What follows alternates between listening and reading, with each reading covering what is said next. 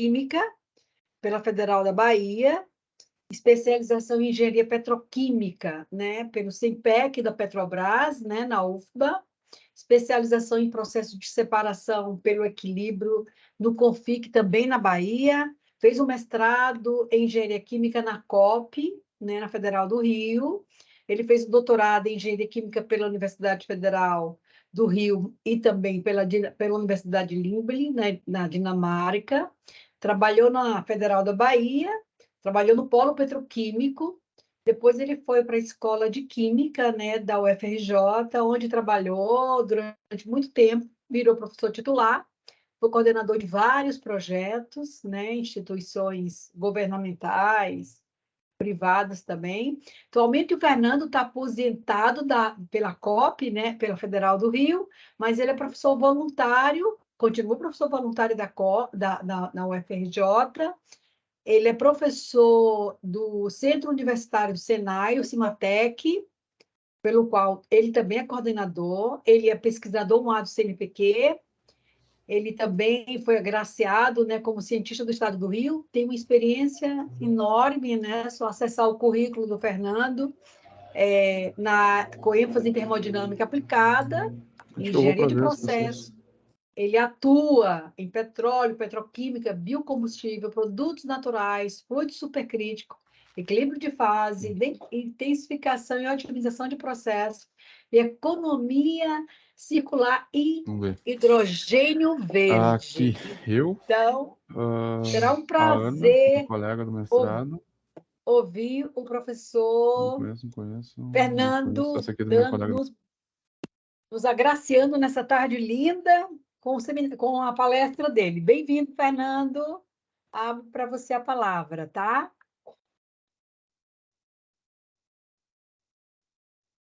Está sem som, professor.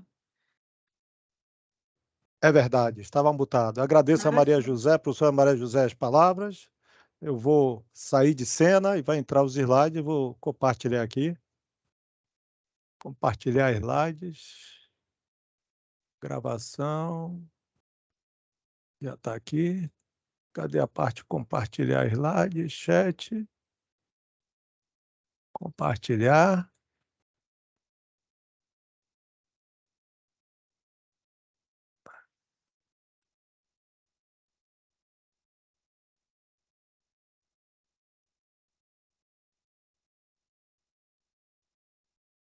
Cadê? Achou, professor? Está no canto superior direito ali, a flechinha para cima.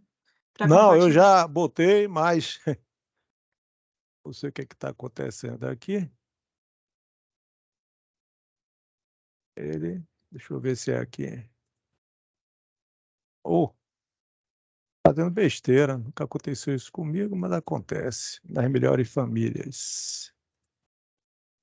É porque eu não estou conseguindo, o PowerPoint está abrindo aqui. Agora abriu. Abriu o PowerPoint? Abriu. Então vocês já estão vendo? Sim. Então, Tá ótimo. o título.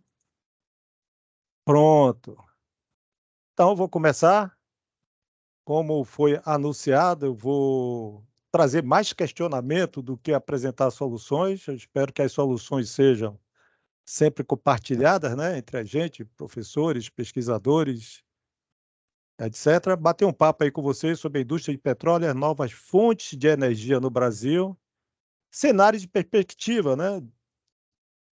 Eu li bastante já sobre isso, eu tenho meu ponto de vista e vou passar para vocês. É claro que vocês já sabem quais são as fontes de energia não renováveis. Geralmente são as que têm lenta reposição na natureza. Lenta porque são não renováveis, mas, querendo ou não querendo, tem uma certa reposição. E são elas o petróleo, o carvão natural, o gás natural, a energia nuclear e são as mais utilizadas no mundo. Por quê? Produz uma grande quantidade de energia a custo menores. A custo menores. Porém, são responsáveis por grande parte da emissão dos gases causadores do efeito estufa. E, claro, que prejudica o meio ambiente e a saúde das pessoas. Note que elas são causadoras da emissão dos gases do efeito estufa. Será que nós não poderíamos mitigar a emissão desses gases? Será que não poderíamos capturar esses gases que vêm dessas fontes não renováveis? E quais são as fontes renováveis? São que são rapidamente renovadas pela natureza, ou seja, fonte hídrica, fonte solar, eólica, biomassa, geotérmica e oceânica. Essas são as principais fontes de energia. Se você fechar os olhos e pensar no Brasil, nós temos todas elas. Então, elas são consideradas limpas, pois emite uma quantidade muito menor de gases causadores de efeito estufa. É claro, se você for produzir diretamente delas. E, devido a tudo isso, fonte renovável, não renovável, a gente está passando pelo mundo por uma transição energética, que não deixa de ser mudanças estruturais nas matrizes energéticas dos países. É uma busca por uma sociedade neutra em carbono. Ou seja, a ideia é passar dos combustíveis fósseis para as fontes renováveis. Quando você olha para o Brasil, que é o que está me levando, você já vê que a matriz energética do Brasil é cerca de 50%. Ou seja, o Brasil já tem 50%, cerca de 50% da sua matriz energética com renováveis. Já a matriz elétrica do Brasil chega a 80%, a 90% de renováveis. Ou seja, o Brasil, em relação ao mundo, que tem em torno de 15%, 16% de renovável, é um país renovável. Ou seja, o Brasil já trabalha com as fontes renováveis. 50%, só para a gente ter em mente, da matriz energética brasileira é de fontes, ou são de fontes renováveis. E se a gente for discutir a importância da energia, né, nos países, ou globalmente, vocês estão vendo aqui que existe o crescimento da população mundial e o crescimento da necessidade ou do uso de energia é muito mais rápido. Um estudo que foi feito aí, são esses gráficos, eles mostram aqui na ordenada métricas sociais, e na ABCIS ele mostra o consumo de energia, mostrando o seguinte: quanto mais o país que tem maior consumo de energia, ele tem um impacto social positivo, tem um impacto social melhor. Ou seja, a energia ajuda a satisfazer as necessidades vitais e muitos países pobres precisam de mais energia para melhorar as condições de vida do seu povo. Será que a transição energética, como está sendo pensada, é a solução? Ou seja, vamos passar para o hidrogênio, que é um dos caminhos? De acordo com o Banco Mundial, cerca de 800 milhões de pessoas no mundo ainda não têm acesso à energia elétrica. No Brasil, cerca de 3 milhões de pessoas não têm acesso à energia elétrica. 60 milhões de pessoas no Brasil vivem em completa pobreza. E eu acredito que apenas 5 a 10% do Brasil tem possibilidade de atingir ou satisfazer ou está dentro dessa transição energética. É necessário, então, a compreensão que nem sempre é possível garantir o acesso à energia advinda de fontes renováveis. Nem sempre é possível. Eu só vou mostrar aqui os ODS, são 17. Eu vejo muita palestra, vejo muita discussão, muitas empresas falando sobre a mudança, né, de descarbonizar ou carbono neutro, porém eu não vejo falar sobre ODS voltado para o impacto social. Então, praticamente 9 objetivos do desenvolvimento sustentável ficam de fora nas falações do pessoal. Será que essa transição energética vai trazer imediatamente, ou mesmo no futuro, uma redução da pobreza? Então, quais são as perspectivas? é preciso, no meu modo de ver, compreender que nem sempre é possível garantir o acesso à energia somente advinda de fontes renováveis. A transição energética é uma tendência irreversível. Todo mundo está indo nesse bonde da história, o Brasil também está indo. E uma mudança essencial no rumo a uma economia de baixo carbono capaz de promover o desenvolvimento sustentável. Veja que essa palavra sustentável aparece sempre. Mas quando eu falo, e todo mundo fala sustentável, não podemos esquecer os 3 pilares da sustentabilidade, que leva aos ODS, que é o econômico, tem que dar lucro, o social, baixo carbono, um impacto ambiental positivo, e o social. Então, para ser sustentável, os 3 pilares têm que estar caminhando em equilíbrio. Vocês lembram em geometria plana que para sustentar um plano eu precisaria de 3 pilares, no mínimo. Então, é isso que se baseia o desenvolvimento sustentável. Então, é preciso uma reflexão, é o que estou tentando aqui fazer com vocês, e uma análise sobre os efeitos que o atual modelo de geração e consumo de energia traz para o meio ambiente e a sociedade. Será que é preciso uma mudança drástica na estrutura social, política, cultural e econômica do modelo atual? Sim, é preciso, principalmente na parte de estrutura social, política, cultural. Econômica, é claro, se o foco for só as indústrias, a economia vai ser para as indústrias. O lucro vai ser para os investidores, que, a princípio, seria aplicado também no país. Quer dizer, o país com a indústria, geralmente, se desenvolve. Mas e a estrutura social em todo o entorno? Então, temos que pensar na parte de educar, de como receber essa transição energética e de que forma recebê-la e de que forma apoiá-la. A responsabilidade de uma empresa é uma responsabilidade socioambiental, atualmente. O mundo vem pregando isso.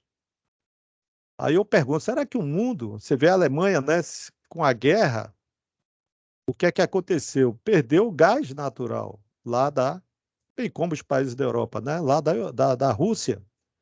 Então, a propaganda dela é que é preciso usar as fontes renováveis. Só que ela não tem petróleo, ela não tem gás natural. A biodiversidade dela é bem menor do que a do Brasil, como de outros países. Não tem hidrelétrica, não tem nada. O que é que ela tem? Ela tem o que é mais comum na Terra, o hidrogênio, porque qualquer molécula que tem hidrogênio, você pode obter o H2. Por exemplo, a água. A eletrólise obtém um H2. Então, a Alemanha falou o seguinte: pô, se tiver guerra e guerra, eu não vou tiver nada, eu tenho que investir no hidrogênio verde. Mas onde é que eu tenho todas as possibilidades de investir em hidrogênio verde? Nos países em desenvolvimento, tipo o Brasil, a África, eu invisto lá, vou ter uma exportação de hidrogênio verde para o meu país, fico tranquilo. O Brasil não entra em guerra, a África também, então eu vou ter hidrogênio verde à vontade. Porque eu invisto lá, consigo hidrogênio verde, vendo os eletrolisadores, ou seja, eu ganho dinheiro de todos os lados. É claro que eu estou provocando vocês. Então, espera-se que essas organizações aliem o seu crescimento econômico, tanto a preservação eficiente dos recursos naturais e a justiça social.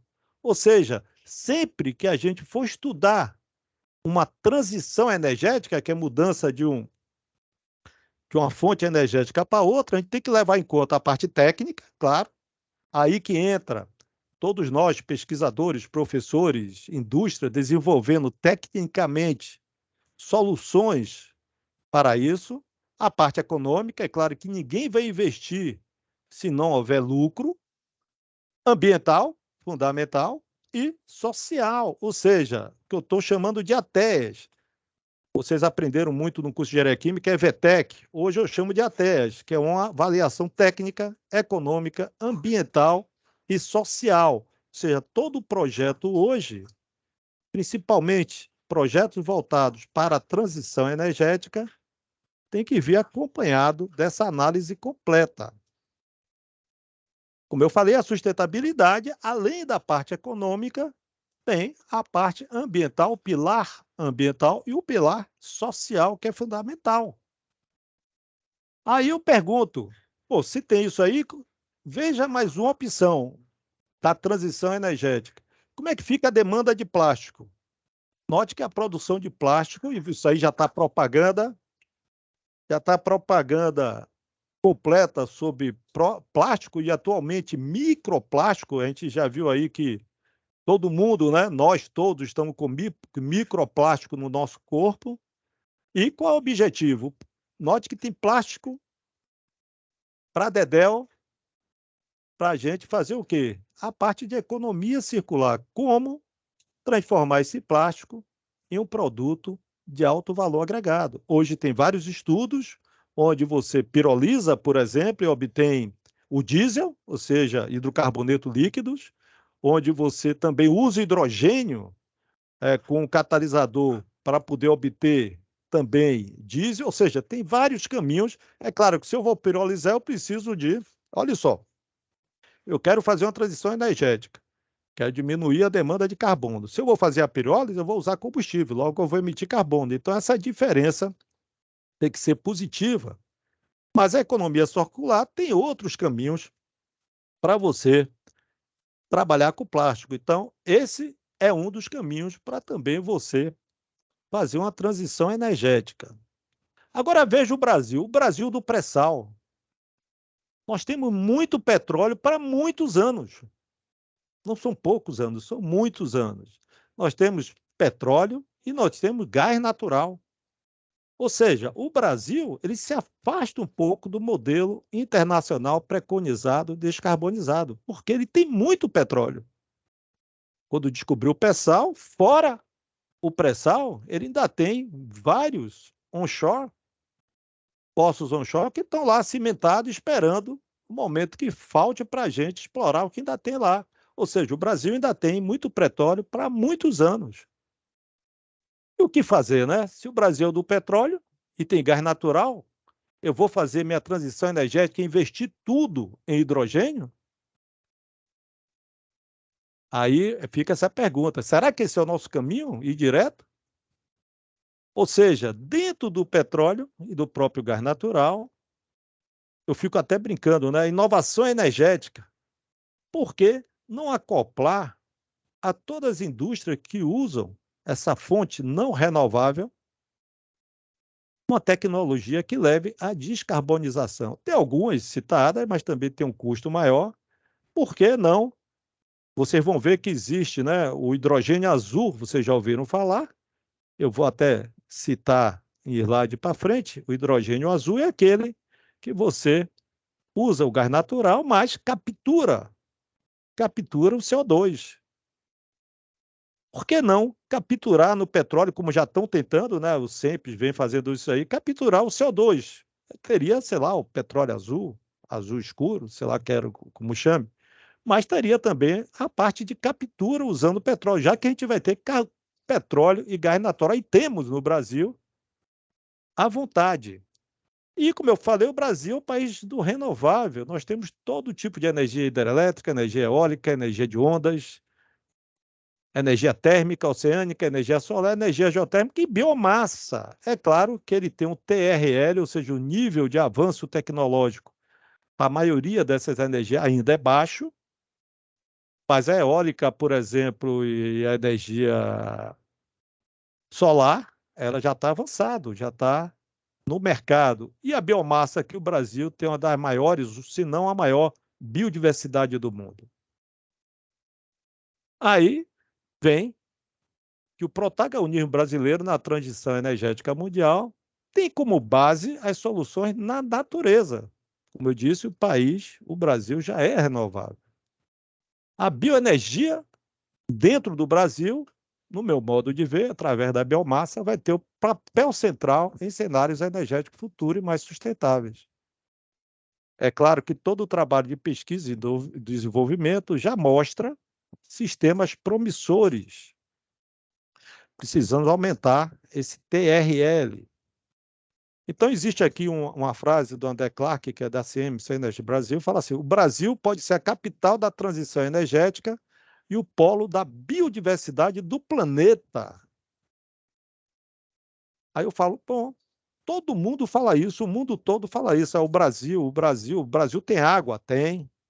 O Brasil tem toda a biodiversidade, tem. Então, o Brasil vai fornecer para o planeta e para nós outros, para nosso povo, que tem aí 80%, estou botando assim, sendo bem otimista, 80% que não tem acesso direito à energia, ou seja, não vive uma vida tranquila.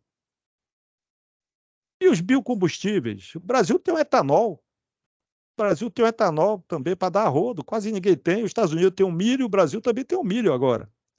Então, os biocombustíveis, que têm como vantagem a redução das emissões de CO2, têm alto desempenho, enquanto são econômicos. Os resíduos que vêm desse biocombustível, você pode produzir etanol do agave, ou seja, do sisal que tem no sertão, por exemplo, das áreas semiáridas aqui do Brasil, gera empregos localmente, veja aqui o impacto social, não são tóxicos a maioria, pode ser armazenado facilmente e são menos inflamáveis que os combustíveis fósseis. Então, são grande vantagem de se usar a biodiversidade para a produção de biocombustíveis, principalmente em áreas mais remotas. Mas, claro que tem desvantagem. Atualmente, ele economicamente ele é mais caro que o combustível fóssil. Ele fornece uma quantidade energética menor do que as convencionais. É claro que você consome energia para produzir energia, mas ele tem um valor superior a 30%. Ele produz 30% a mais do que é utilizada. Agora, se você usar fertilizante nitrogenado, pode gerar os NOx. Mas o grande problema é também o fornecimento e distribuição desse biocombustível produzido. Ou seja, eu preciso de um estudo que eles chamam supply chain, de uma cadeia de suprimentos ainda mais eficiente. Além disso, tem a grande discussão, né? A grande discussão sobre o conflito combustível versus alimentos. Ou seja, vou transformar as culturas alimentares em combustível. Eu vou buscar as culturas energéticas porque é mais atraente em termo econômico. Então, isso é complicado. Eu fico pensando o etanol, né, que vem da cana-de-açúcar. E uma coisa que ocorre e é recorrente, quando o preço do etanol ou a demanda do etanol cresce, o pessoal para de produzir açúcar, ou seja, diminui a produção de açúcar e produz mais etanol.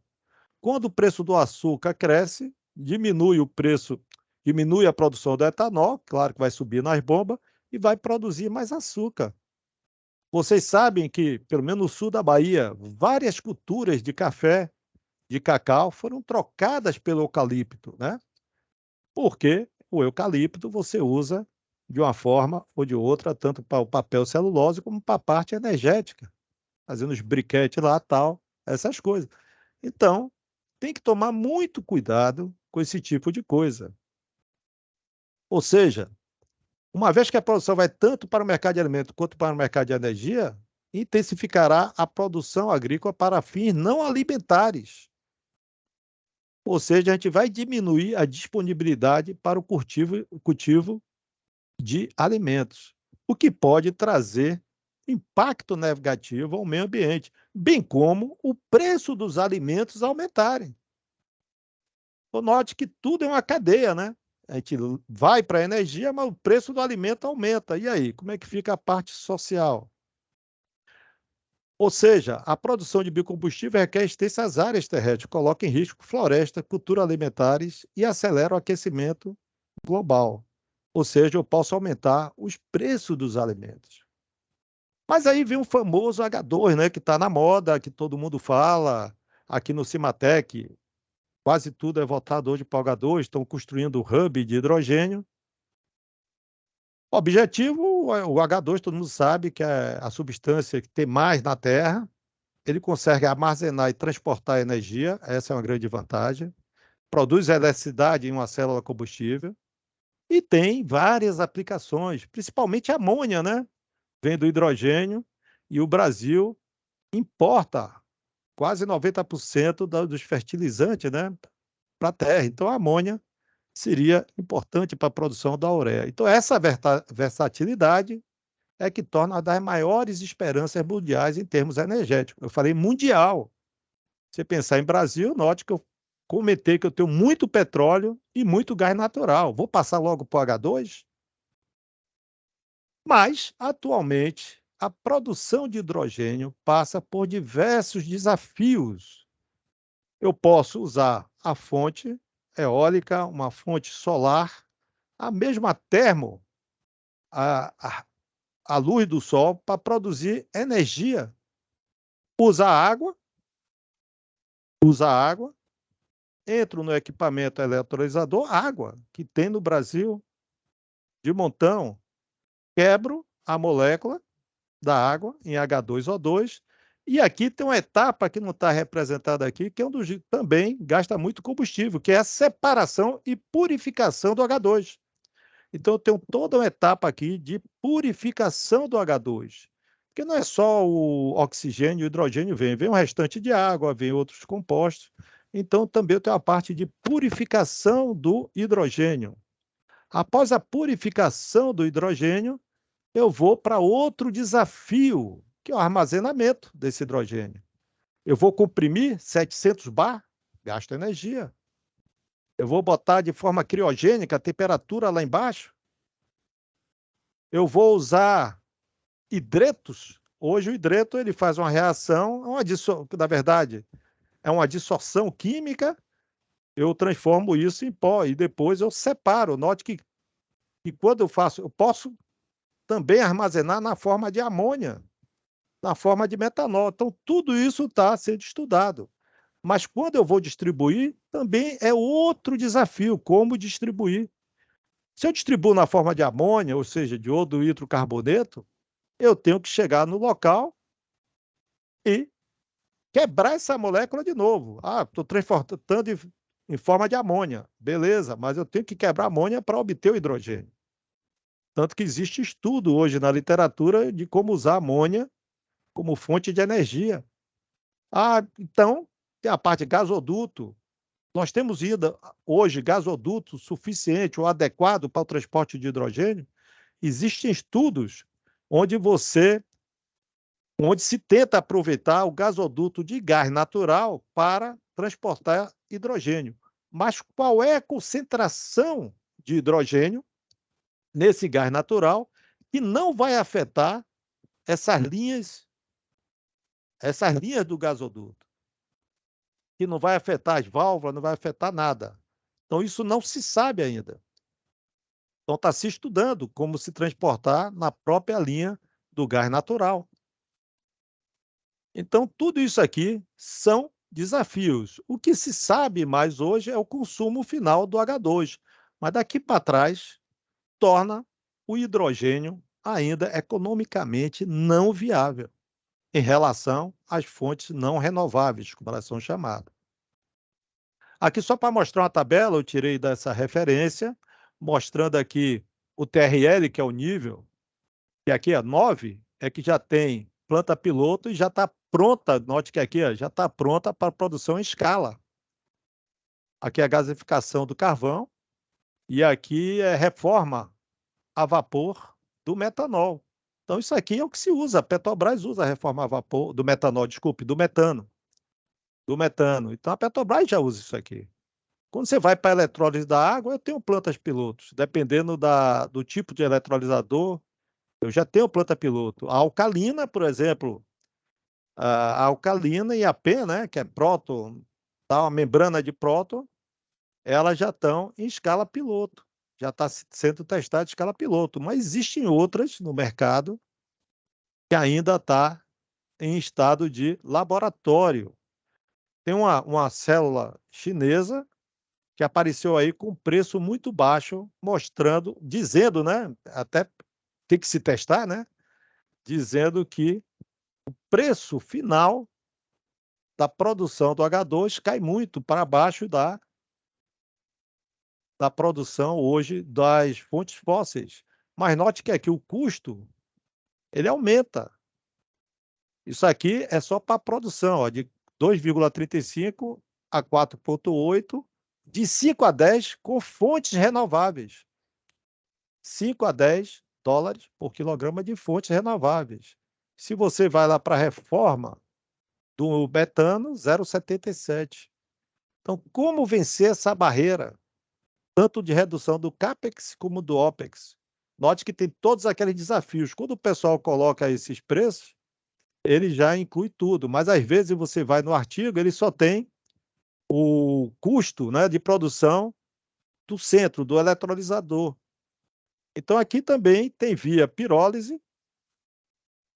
Note que aqui só está a parte de custo, não vejo aqui impacto ambiental, social, principalmente social.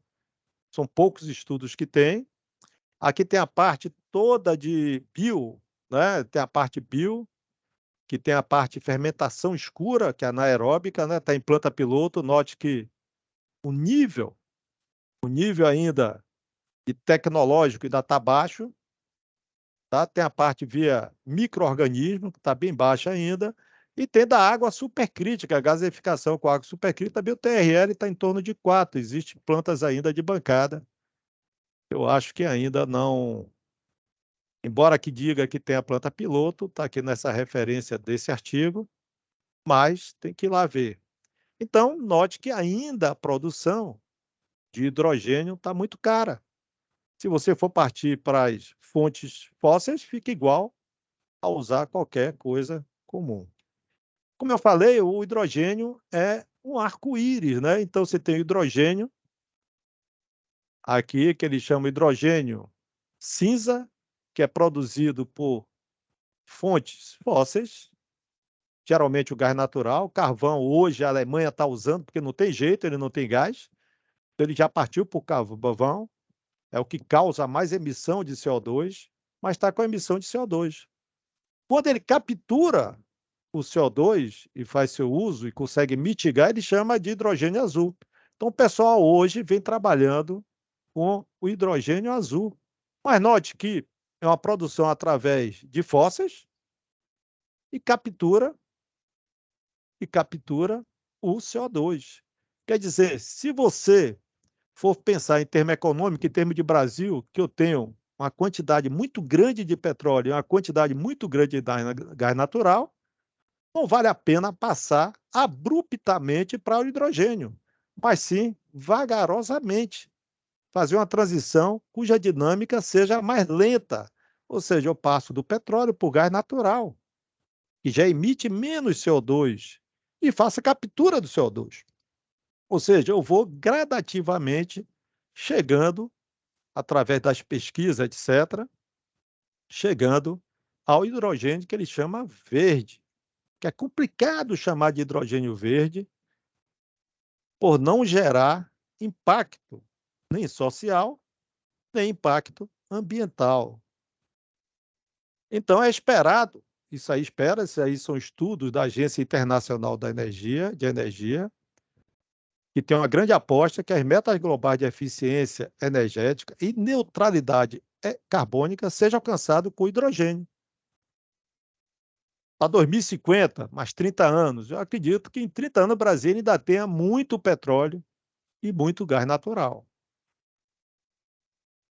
Aqui só mostrando aqui um trabalho que nós estamos fazendo no Senai Cimatec, onde se produz o hidrogênio e para separar o pessoal usa, por exemplo, aminas. Nós estamos estudando e tentando projetar o que a gente chama separador supersônico, onde ele entra aqui com o gás. Vocês verem lá em avião, né? Número de Mach vocês já estudaram, Mach baixo, ou seja, velocidade subsônica, atinge a velocidade sônica. Quando ele atinge a velocidade supersônica, ele consegue precipitar CO2, por exemplo, precipita outros, os mais pesados, e sai com o seu produto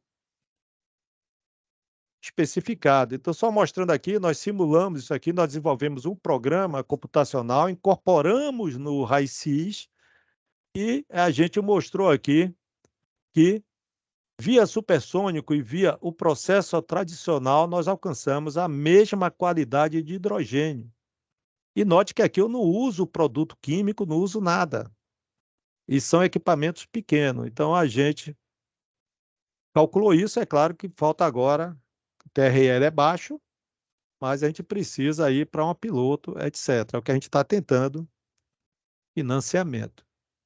Mas combustíveis fósseis, desculpe, não são apenas combustíveis, mas também armazenam energia. Hoje a gente está buscando encontrar um meio econômico para armazenar energia que está no centro do problema dos renováveis. É claro que o H2 precisa ainda de grandes obstáculos a serem superados, como eu falei, custo, a necessidade de configurar a infraestrutura de transporte, distribuição e armazenamento. Isso ainda está em estudo no mundo todo. Imagina no Brasil que financiamento para a pesquisa é bem menor. A Alemanha vive financiando tanto o Brasil como a África também, com grande aporte de dinheiro para exatamente pesquisar o hidrogênio verde. Várias empresas, além, Shell, etc., além de botar o aporte dele, que é obrigado, né? Na parte de especial aí, que ele tem que botar 1% para investir, além de investir no petróleo e gás natural, ele está colocando um aporte, bem como a ANP, né, hoje está priorizando, no hidrogênio verde, que o sonho da ANP é exportar hidrogênio. Eu fico só com medo do seguinte: será que nós vamos se voltar para o hidrogênio e deixar o que nós temos em abundância e diminuir as pesquisas em cima do petróleo, em cima do gás natural, tentando descarbonizá-los? Então, veja aí, o armazenamento, alta pressão, pode, como eu falei, líquido, a temperatura muito baixa, composto sólido, como os hidretos, como eu falei. É claro que o hidrogênio é o combustível mais adequado para a célula combustível. Ou seja, eu transformo a energia química da combustão em eletricidade. Isso já vem sendo usado. Existe na Europa, principalmente na Alemanha, carro a hidrogênio. Aí, poxa, legal, mas segundo um colega meu que esteve na Alemanha visitando algumas fábricas, ele viu os carros, o carro mais barato a hidrogênio, 600 mil reais. Mesmo o carro elétrico no Brasil, qual faixa da população brasileira pode descarbonizar? Porque tem um estudo que mostra que o uso desses combustíveis nos automóveis, tal, etc., é o que emite mais gás de efeito estufa. Quem que pode hoje no Brasil, quanto por cento da população pode comprar esses carros elétricos hoje no preço, e principalmente a hidrogênio, se for colocar de hidrogênio? É complicado. Quem pode pagar por um carro desse?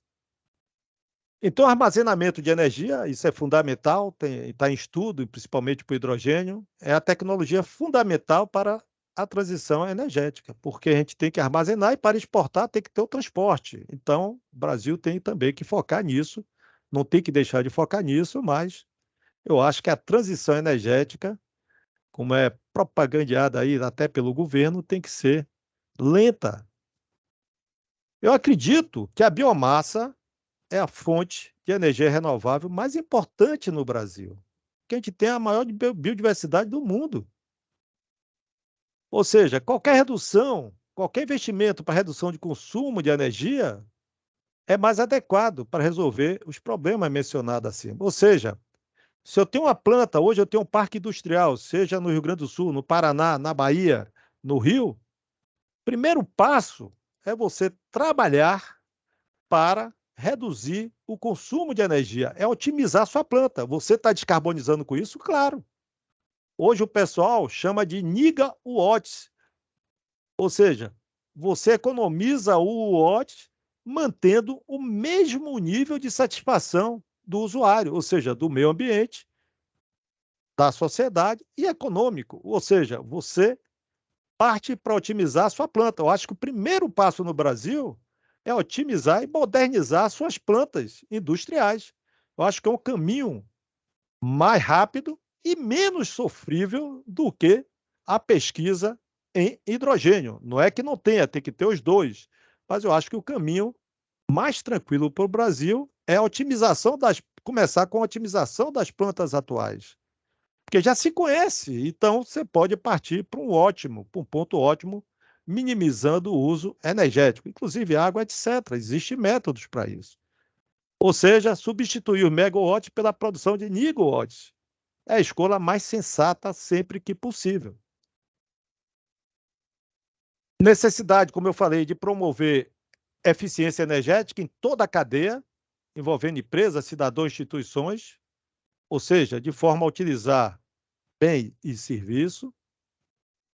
Para o Brasil fica o desafio do que vai ser a realidade, como tratar essa transição energética tendo petróleo e gás natural em abundância do pré-sal. Como tratar isso? Então a gente tem que sentar e tratar isso, buscar os cientistas, as pessoas que têm conhecimento e fazer um plano para essa transição energética. Eu fico com medo que eu me lembro do biodiesel, quando a ideia era muito boa, né? Agricultura familiar, etc. Mas o primeiro problema do biodiesel foi o seguinte: vamos fazer com a mamona, sem um estudo.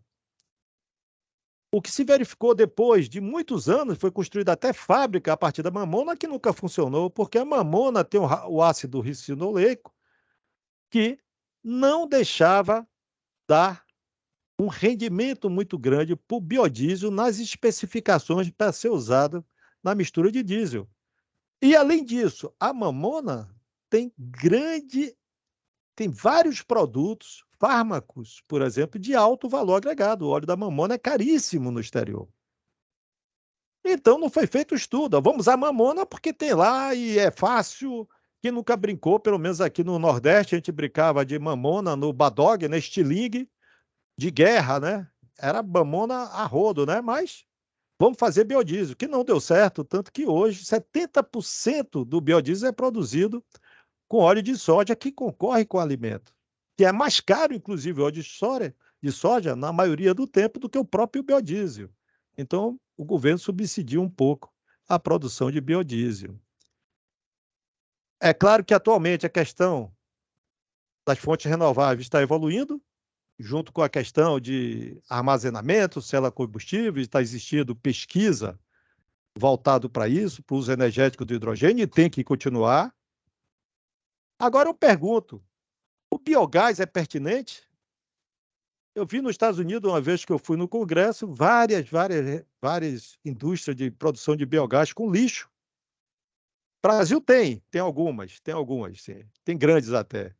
Mas por que não voltar e também verificar quais são os locais que a gente pode produzir biogás? Não precisa ser uma planta grande. Planta médio e pequeno porte para poder certas comunidades, tirar essa pobreza. Fermentação de resíduo que teriam liberado CO2, se fosse deixado em decomposição ao ar livre, ele produz o metano. Aqui na Bahia tinha uma Alagados, hoje não tem mais. O Alagados, o pessoal fazia as palafitas, enfiava o cano PVC e não precisava de fogão, usava o metano que saía lá, como acontece no Rio, né, na Ilha da Maré. O pessoal, quando tinha palafitas lá, enfiava um tubo PVC, jogava lá, tinha as palafitas, jogava lá dentro da baía, né? E subiu o gás metano e eles usavam para tudo, né? Biomassa tem um potencial limitado, aí que a gente tem que ter cuidado também, né? Porque ele tem um potencial limitado pela renovação das florestas, aquela briga entre alimentos e energia, né? O que usar, então tem que ver toda essa parte. Pode resultar em desmatamento e erosão do solo. Só é renovável se deixar as florestas crescerem de volta, o que leva tempo, né? Eu vi que o eucalipto, para crescer, é 5 a 7 anos, então tem que estar bem planejado.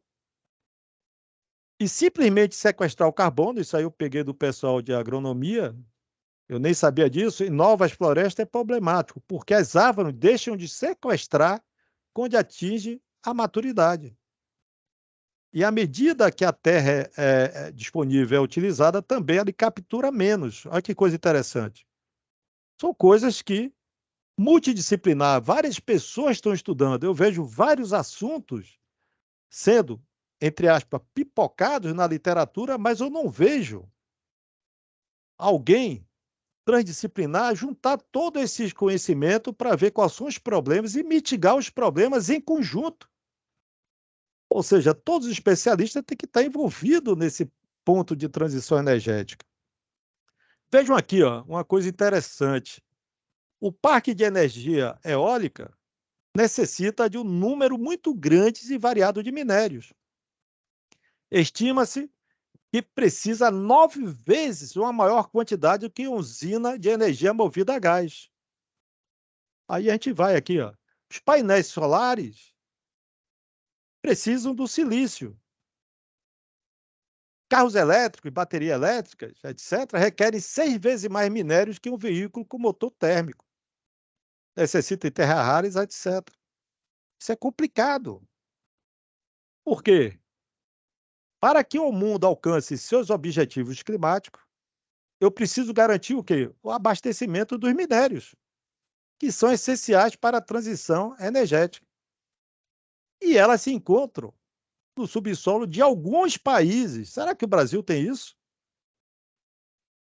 Aí vem o diretor da Agência Internacional de Energia. Essa concentração geográfica, os atrasos na exploração de novas jazidas minerais, a queda na qualidade dos recursos em certas regiões e o impacto ambiental e social dessas minas, tudo isso gera preocupações em termos de abastecimento. Mas por quê? Porque os impactos na mineração são grandes, são impactos ambientais, detona a água, qualidade da água, alteração do pH da água, a contaminação do solo, redução do oxigênio dissolvido nos ecossistemas aquáticos, assoreamento de rio, poluição do ar, extinção de da flora e da fauna local, impactos sociais, a população aumenta desordenadamente, com o trabalhador atraído pela ilusão de emprego fácil, problema de transporte, moradia, educação, saúde pública, tudo aumenta. E o meu medo é que, atualmente, embora todas as indústrias de mineração estejam lutando, eu espero, eu acredito, para que seja sustentável, alguns acidentes podem ocorrer, que derruba toda a sustentabilidade da produção do hidrogênio. Porque eu vou usar energia eólica, vou usar energia solar, mas preciso dos minérios. Se a gente for no início de tudo, e a indústria de produção de minério é sustentável, aí quebra toda a cadeia da sustentabilidade. Então, o estudo tem que ser desde o comecinho até o fim. Segundo a Agência Internacional de Energia, em 2040, a demanda global no setor de energia por esse minério vai quadriplicar, se o mundo cumprir os compromissos do Acordo de Paris. Somente para o lítio, a demanda ficará de 40 a 75 vezes a mais. Ou seja, os produtos eletrônicos, nossos celulares, etc., não será mais os principais a consumi-lo. Seriam os veículos elétricos, bateria, etc. Ou seja, se a gente não cuidar do início de tudo, como eu falei, fazer esse estudo transdisciplinar com a multi e interdisciplinaridade, ou seja, vários especialistas trabalharem em cima de um plano para a transição energética, no futuro vai o quê? Os preços dos minérios vão subir. Lei da procura e da oferta. Ou seja, se eles vão subir, a transição energética vai ser mais cara e mais lenta do que o desejado. Ou seja, eu parto para otimizar a parte do eletrolisador, diminui o CAPEX, diminui o OPEX, trabalho com armazenamento, etc., mas estou esquecendo lá da coisa da produção do minério que pode subir de preço.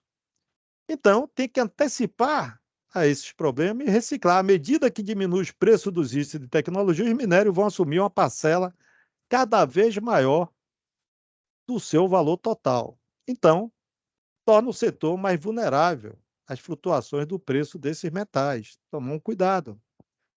É claro que no Brasil nós temos vantagens competitivas, é o país renovável, a gente tem tudo, tem petróleo, tem gás, tem água, tem sol, tem vento, biomassa, graças a Deus.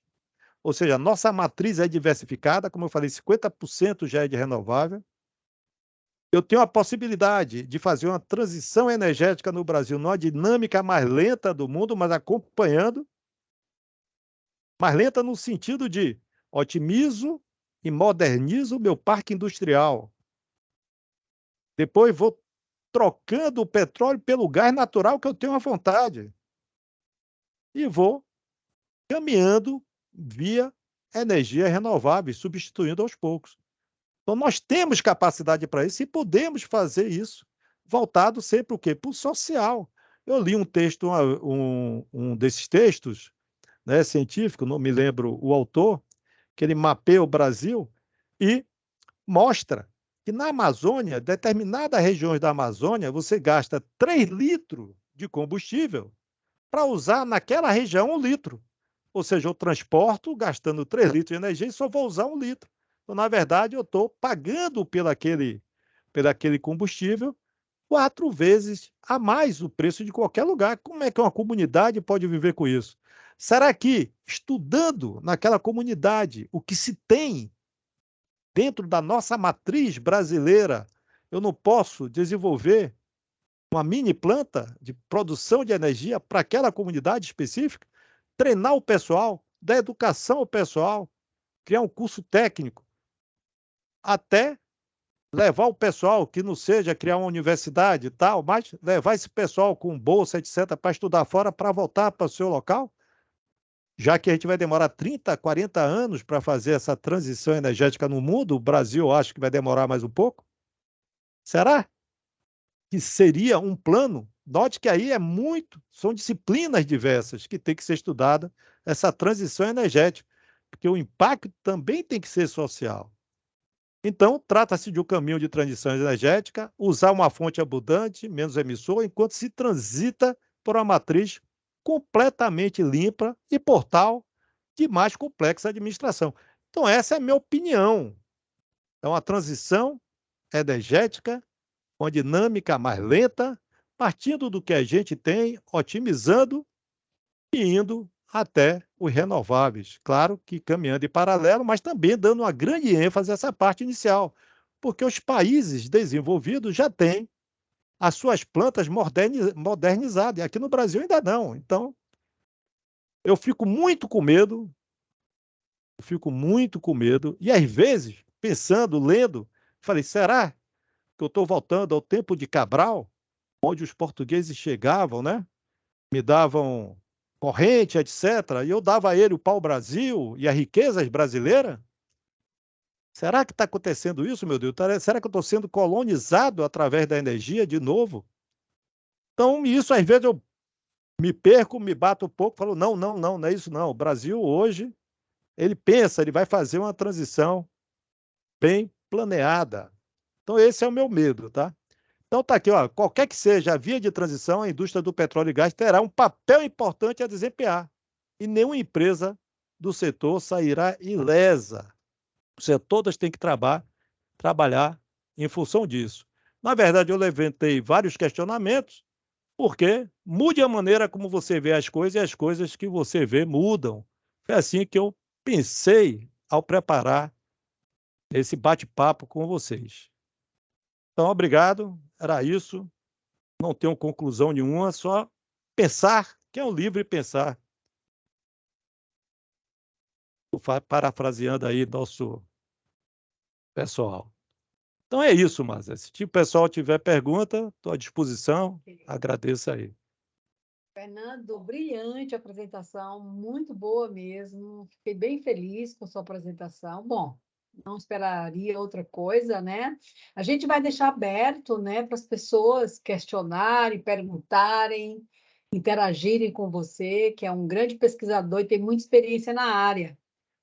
Já agradeço. Obrigado, obrigado. Fernando, se você puder parar de descompartilhar a sua tela, acho que fica melhor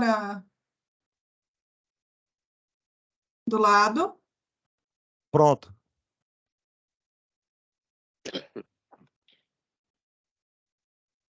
E se alguém tiver alguma pergunta para o professor Fernando? Eu tenho. Manda, Tá manda, dando manda. excelente palestra, Fernando, e realmente você tocou diversos assuntos, né? Eu vou fazer alguns comentários, assim, no sentido de criar essa discussão, só alguns, porque eu não quero monopolizar a discussão, porque tem muito tema, muito bacana, muito importante tudo que você colocou, né? Então, só fazendo um questionamento, assim, levantando uma questão que você colocou, a questão dos biocombustíveis, né? Da biomassa, essa utilização de alimento para energia, né? Que é um dos problemas aí que a gente está considerando crítico, né? Eu pegar um produto que tem alimento e transformar alimento num combustível que no final tem valor agregado menor do que o próprio alimento, né? Existe alguma discussão, não sei se você está a par disso, no sentido de limitar, por exemplo, eu tenho lá uma produção de soja, tá? E limita assim, olha, você só pode converter em biomassa, a biomassa da soja em combustível até 40% da sua produção. O resto tem que ser de grão. Então você tem aí uma margem que você pode ter grão ou combustível e você variar essa margem de acordo com o mercado, porém não ultrapassar os limites, principalmente com relação ao alimento. Não sei se essa seria uma discussão interessante de se ter, né? Porque você pode criar um desequilíbrio grande na parte de produção agrícola e tudo, né? Não, eu concordo com vocês. Eu nunca vi nada sobre isso, nunca li nada sobre isso, tá? O que eu vejo é que o que dá mais dinheiro é o pessoal vende, tá bom? Se o Sei. biocombustível, vou aumentar para 12% agora o biodiesel no diesel, que baixou, né? Vão aumentar de novo. Vai para 15%. Aí aumenta a produção da soja, é importante, mas vai vender a maior parte para biocombustível. E note que o pessoal ganha muito dinheiro com farelo, né? Com aquela parte que sai Alimento, lá né? na parte de que a gente chama o bom, é a borra da soja que sai lá, ele usa para fazer farelo, para alimentar gado, etc. Ele ganha muito dinheiro com isso. E a outra parte para biodiesel, quando cobre o preço. Eu concordo com você, por isso que eu digo, quando vai fazer uma transição energética, teria que ter especialistas em todas as áreas, inclusive, né, identificar todas as políticas, e essa que você falou é fundamental, né? Para uma determinada região, eu preciso, ou para o Brasil, ou para uma determinada região, eu preciso da quantidade mínima de alimentos, né, para suprir, e o resto para energia. Se não tiver, eu acho que alguém colocou aí no chat, ou se não tiver, faça um grid de energia de acordo com o que eu tenha disponível. Ah, mas eu quero descarbonizar, então invista em capturar os gases de efeito estufa. Eu só tenho carvão, eu tenho bastante carvão, que eu não acho a saída melhor, mas não tem outro jeito. Eu estou dando também um exemplo extremo, né? Ó, eu tenho isso aqui disponível de fontes energéticas e como eu vou criar um grid de forma que supra tanto a parte ambiental como social. Eu acho que é isso que você falou. Tentar fazer uma política desse tipo. Eu nunca vi, também nunca me interessei em procurar, entendeu?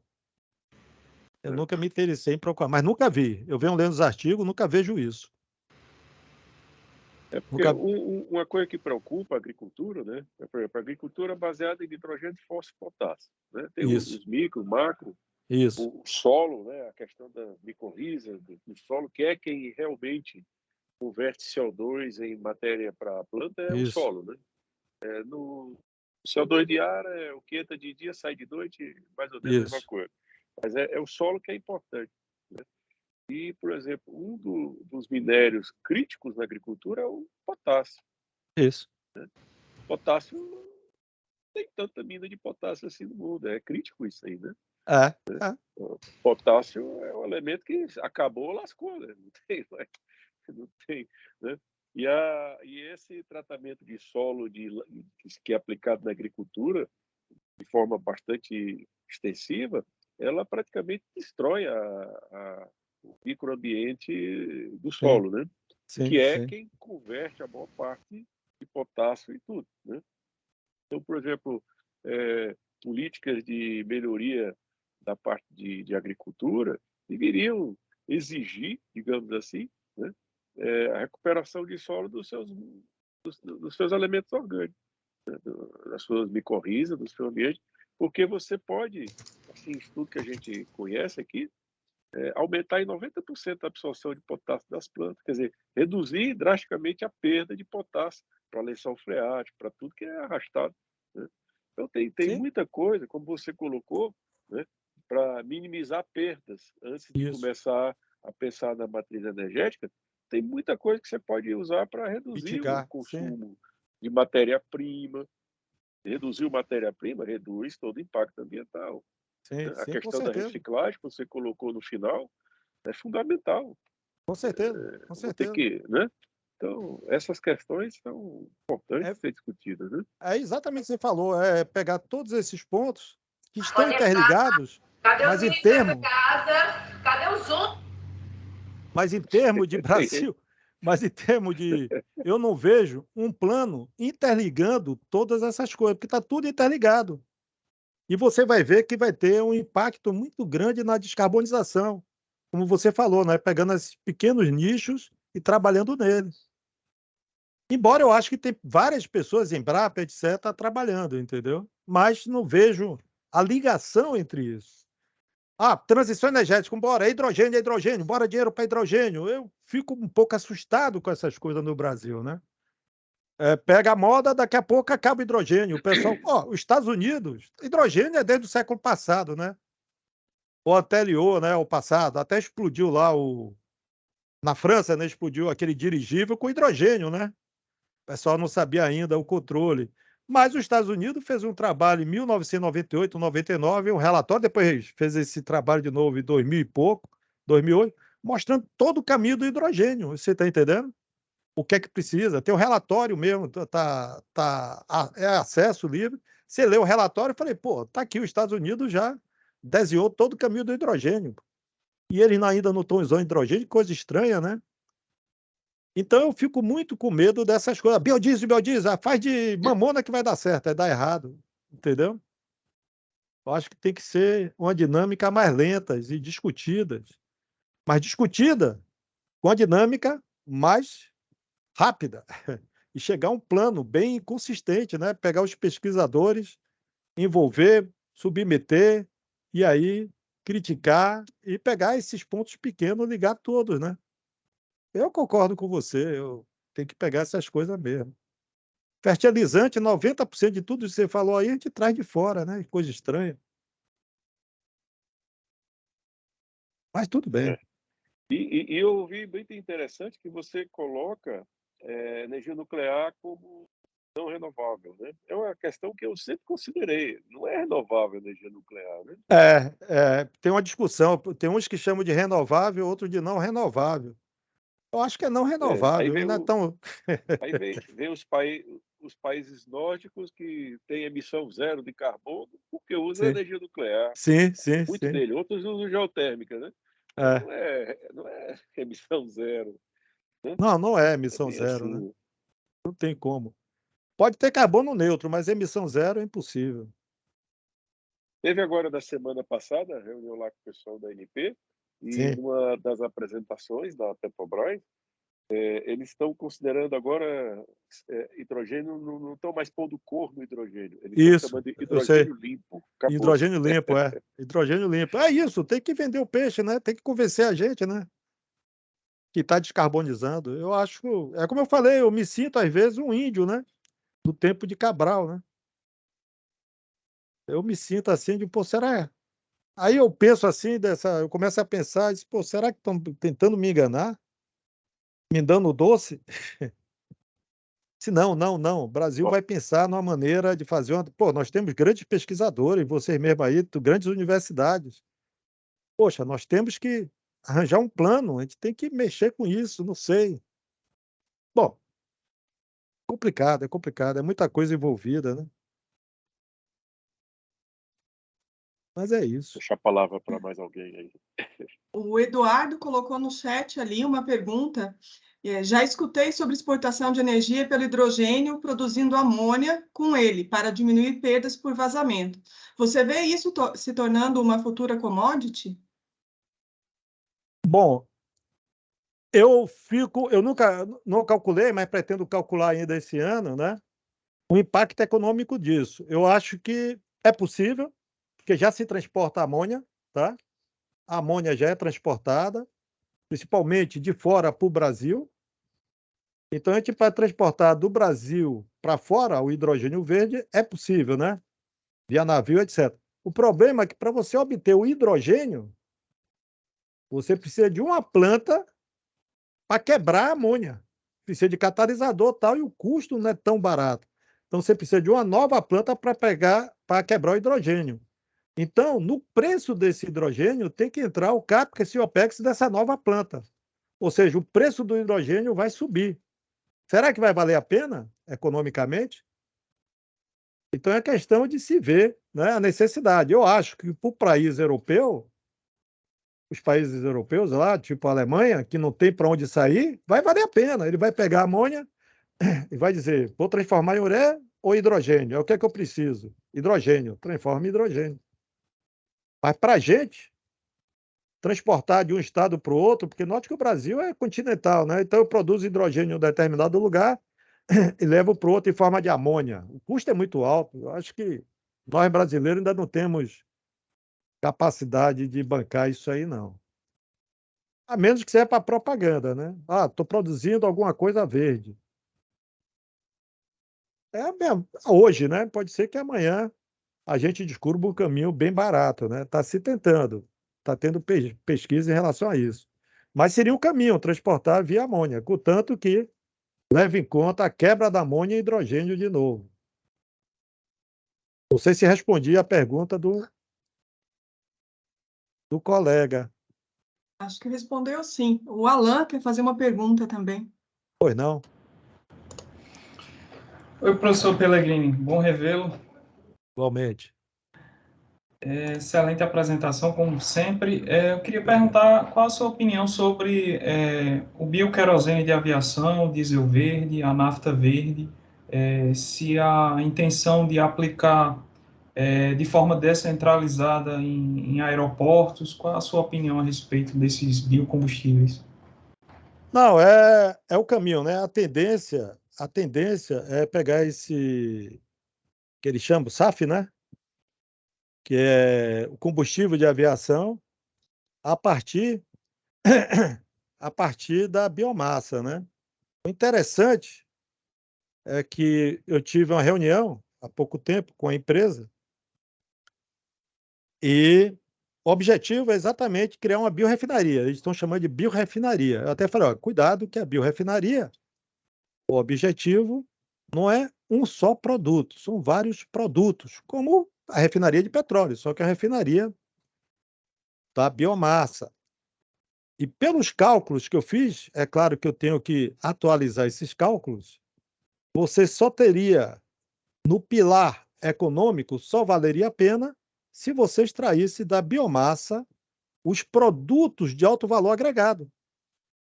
É claro que o combustível de aviação seria um produto de alto valor agregado, mas precisa ainda de uma tecnologia que está se estudando.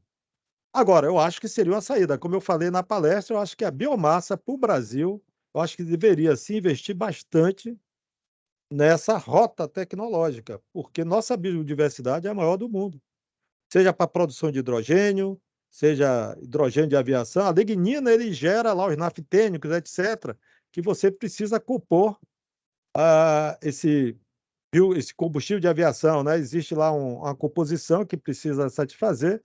A lignina você pode quebrar para poder dar alguns compostos. Foi o que eu discuti com o cara. É possível, é possível. Então, através da biomassa, tem uma rota para biocombustível de aviação. E tem um valor agregado bom, que poderia, como é que se diz, satisfazer toda a parte dos 3 pilares, Alan. Eu acho que sim, eu acho que seria um caminho. Eu vejo com bons olhos isso, tá? Vejo com Ok, bons professor. olhos. Obrigado.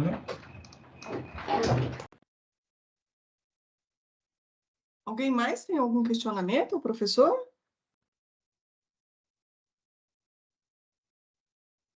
Pode perguntar. Boa noite, estão me escutando? Sim. Sim. Boa noite, professor. Excelente palestra. Você é assim, bem realista, né? A gente vê muita propaganda. Por exemplo, carro elétrico, né? Eu sempre me deu um arrepio na espinha quando via jornalistas dizer: a era do petróleo, dos combustíveis fósseis vai acabar porque o carro elétrico está vindo aí. Aí eu fico pensando, pô, mas peraí, o carro elétrico produz energia elétrica? Não, ele é um consumidor. E a energia elétrica que alimenta o carro elétrico, de onde vem? Né? Então, e aí teve a Toyota, que ela viu isso de uma maneira bem, bem cedo, e ela não aposta nos carros elétricos, ela aposta nos carros híbridos, que parece que é a grande alternativa, né? Ou por acaso ontem eu assisti no YouTube um cara da área de carros aí, de automóveis, um suposto especialista, relatando os problemas do biodiesel dos motores diesel dos caminhões. Você já ouviu falar disso? Depende da percentagem, né? Volume por volume. Ele realmente, atualmente, ele entope as coisas, quer dizer, os motores ainda não estão preparados, por exemplo, para um biodiesel 100, entendeu? Estavam assim assustados com essa perspectiva de ter 15%, até 10%, É, talvez até 12%, ainda o mal seja pequeno, mas se começar a aumentar isso, muito, tem isso. esses problemas, né? Tem que E fazer aí, teste de motor e adaptar, né? Tem que fazer a mudança. E note que qualquer mudança, qualquer inovação, o custo aumenta. O problema é o pessoal que precisa disso para trabalho comprar, né? acho que o grande mérito da sua palestra é mostrar que não tem caminho fácil, tudo vai exigir muito investimento, planejamento e integração, né? Sim, sim, sim. Esse é o caminho. Se não, complica. Cada um vai para seu lado e não chega a lugar nenhum. Ok, obrigado, professor. Nada. Obrigada, Alcemir. Alguém mais tem alguma pergunta?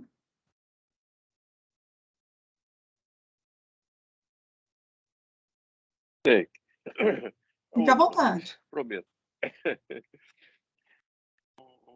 Fernando, eu já ouvi a discussão de o pessoal que chama de hidrogênio em pó, né?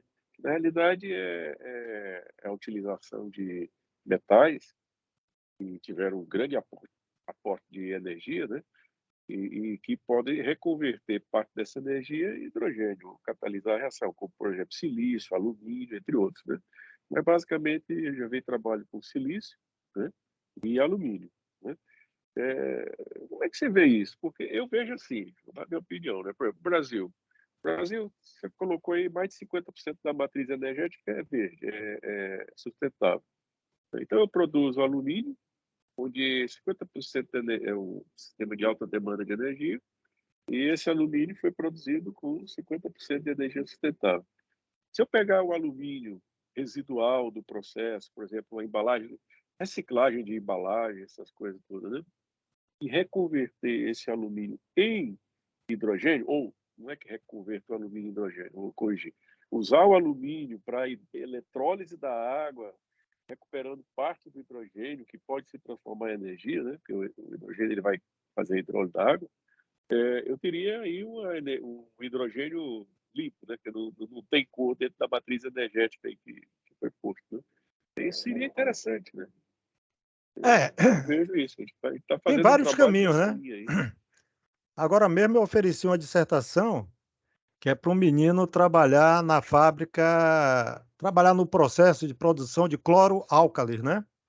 Que você sabe, É. quando você entra, um dos subprodutos é o próprio hidrogênio, né? Você pega, por exemplo, o NaCl, joga lá dentro, você forma o NaOH, o Cl2 e hidrogênio. Essa é a reação, como você pode usar. Então, eu estou querendo que ele trabalhe nisso. Como você falou, tudo que tem hidrogênio, você pode todo composto que tem hidrogênio presente, você pode transformar em H2, só depende da tecnologia. Na parte de hidreto, eu vi uns trabalhos muito interessantes, que ele usa uma quantidade pequena de energia, né? A temperatura não é tão alta assim, ele chama de mecânico-química, né? Ele usa moinho de bolas para poder diminuir o tamanho, ficar quase nano, né? Junto com o hidrogênio, ocorre uma reação que ele chama mecânico-química, e depois esse pó, que o hidrogênio está agregado ou dissolvido quimicamente, você aumentando a temperatura um pouquinho acima do ambiente, não tão grande, segundo o trabalho do pessoal da Holanda, tem que testar, né? Eu entrei em contato, o pesquisador não me respondeu, quer dizer, eu disse, pô, isso é verdade mesmo? Claro que eu não perguntei assim, mas ele não me respondeu. E com a temperatura um pouquinho acima do ambiente, sei lá, 50 graus, você libera o H2. Seria fantástico, concorda? Pouca energia gasta, mecânico. Aí eu fiquei, poxa, que coisa interessante, que caminho interessante, né? Eu li um pouco sobre isso, que foi uma demanda de uma das empresas, não me lembro, foi o Cimatec. Fernando, isso aí pode acontecer? Aí eu peguei uns artigos, li, escrevi alguma coisa e mandei para a diretoria do Cimatec, né? Esse era o caminho mais ou menos demandante de energia que eu vi. Aí eu não sei o que é que ele fez, porque aí eles fazem a propaganda, não sei como é que é, não.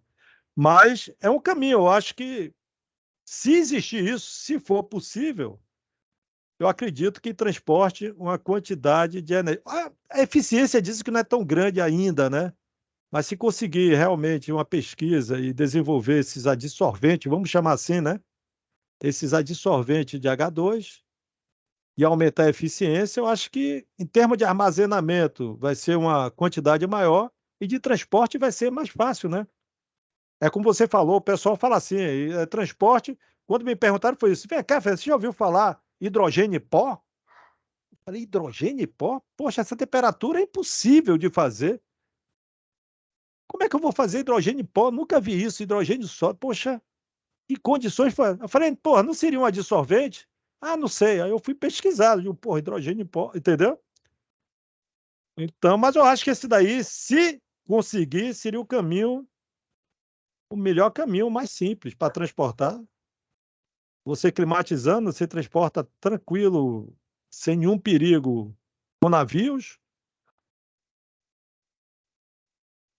caminhão, sei lá, o transporte fica mais simples. Eu acho que hoje, Haroldo, eu acho que hoje, em termos de transporte de hidrogênio, seria aproveitar toda a tubulação, principalmente em termos de Brasil, toda a rede de tubulação de gás natural.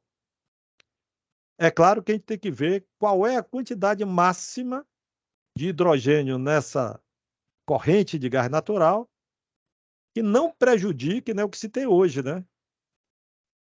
Que não afete o material das tubulações que se tem hoje, né? Ah, é 1%, 2%, 3%, é viável economicamente? É, eu acho que aproveitar o que se tem hoje, eu acho que seria o caminho. Com relação a essas tubulações, hoje cada vez se aumenta mais o grau de API, né, dela, né? Isso. Tem 80, já estão fazendo aí 110, 120, e isso fica muito crítico para hidrogênio, né? 80 já É. é bem crítico, né? 80 Ah, KSI, sim, tensão sim. limite de resistência, já aí Sim, é sim, sim. fragilização. Então é aproveitar, né, o que tem. Só que quando você olha a malha de duto do Brasil é ridiculamente pequena, né? Ainda é É nada em pequena. relação. Sei o quê? Ainda é 50 mil pequena. quilômetros? Se é que tem Não, não isso, né? Os sei. Estados Unidos tem 700 mil. A China, um tempo atrás, instalava 60 mil por ano. O Brasil, Não, acho mas que se somar tudo, não dá 50 mil. mas eu fico É pensando assim, pouco, né? se for viável economicamente transportar uma certa quantidade de hidrogênio por gás natural, com a quantidade abundante que a gente tem aí do pré-sal de gás natural, mata dois coelhos com uma cajadada. É, é. É isso que eu imagino. A Petrobras, pelo menos que eu vi escrito a propaganda, está tentando retornar, né? Que vendeu a Transpetro, esse negócio, né? Tentando retornar essa parte de gás natural também.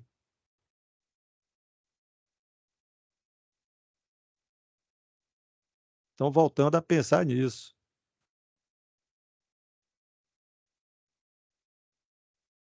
Ok, então, Essa empresa, você tem mais algum comentário? Alcemir quer perguntar de novo? Não, é um comentário em cima dessa questão do transporte de hidrogênio e gasoduto, porque tem um fenômeno, somente no aço carbono comum, que o hidrogênio, como é a menor molécula que tem, ele acaba penetrando nas soldas e, Sim, por um fenômeno estranho, ele vai acumulando e fazendo uma bolha, né? sim, sim. E que isso é uma coisa que eu até tenho curiosidade de saber como é que está hoje, né? Porque para você lidar com hidrogênio, provavelmente os aços tem que ter algum tratamento especial, né? Sim. Você sabe que a sua empresa, sua ex-empresa, né? Porque a Alcemir já trabalhou muitos anos na Petrobras e foi gerente de tudo. Está exatamente preocupado com isso, né? Qual o impacto do hidrogênio nessas tubulações de gás natural? Ela quer saber. Ela quer saber. É um dos projetos que eu conversei com o pessoal lá do Sempre. Estudar se exatamente vai acontecer nesses materiais, né? então, nós fizemos um projeto uma vez, inclusive com o apoio da própria Petrobras, no desenvolvimento de um sensor de hidrogênio interno que mede o hidrogênio gerado na superfície. Legal. E isso para facilitar e otimizar essa questão, porque hoje você mede hidrogênio que permeia, né? E quando permeia, você já tem os efeitos do hidrogênio que fica retido, como você colocou, assim, é cumulativo. Então a gente desenvolveu as sondas de superfície mesmo, interna, dentro do duto, e a gente avalia a geração de hidrogênio in situ, tempo real, na superfície, né? E com isso você poderia, a ideia nossa na época era para outra unidade, fazer a injeção, aumentar ou diminuir a injeção de algum elemento que reduzisse essa taxa de geração de hidrogênio superficial, né? Ou a permeação de hidrogênio na superfície. Vai ter que caminhar para alguma coisa desse tipo aí, Legal. para aumentar a garantia de escoamento, né? A garantia dos equipamentos.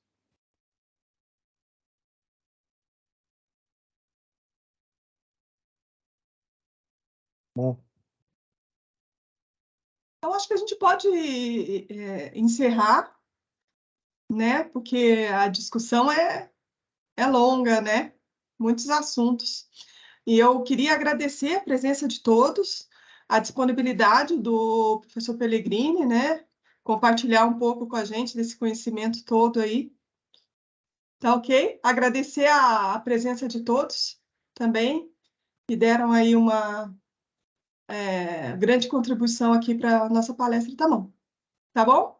Obrigada e boa noite a todos. obrigado a todos, beijo a todos. Não esqueça de me mandar a Com gravação. certeza. Beijo a todos, boa noite. O que precisar, Mazé, Haroldo, pessoal de Recife está aí, que eu vi, Alain.